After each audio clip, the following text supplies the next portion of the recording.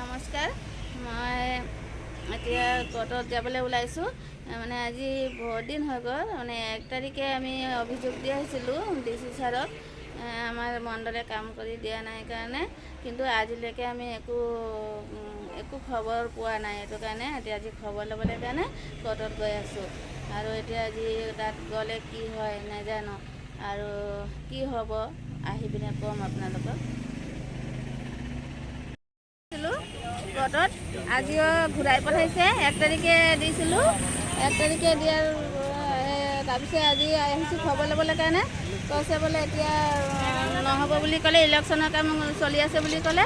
আৰু এতিয়ালৈকে এনেকৈ ঘূৰাই পঠাই দিয়ে। আৰু মিছা কিছুমান মিছা অভিযোগ দিয়ে।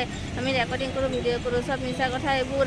আমি এতিয়া মোবাইল লৈ যোৱা নাই ভিতৰতে, মোবাইল লৈ যোৱা নাই আমি।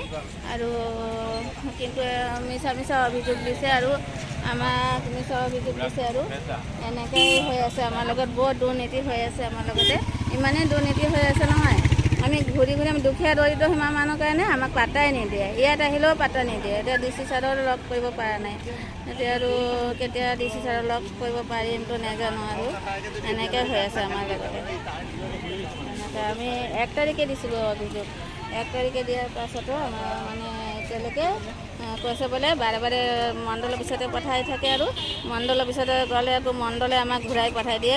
মণ্ডলে কয় DC কোৰ্টত যাওক, এনেকৈ হৈ আছে আমাৰ লগত। আপ-ডাউন হৈ আছে। আৰু মণ্ডলক একো ক'ব নোৱাৰোঁ। মণ্ডলক বেছি ক'লে মণ্ডলে আমাক গালি পাৰে আৰু কৈছে বোলে নাই। আমাৰ নাতি খেলি আছে। 1 ঘণ্টা হৈ গ'ল, ঘৰত আহি পালোঁ। আৰু কোৰ্টত আজিতো একো কাম নহ'লে, এতিয়া আকৌ কেতিয়া যাম, এতিয়া আকৌ পিছতে আৰু গম পাম আৰু কেতিয়া যাব লাগিব, আৰু সেইটো নাজানো।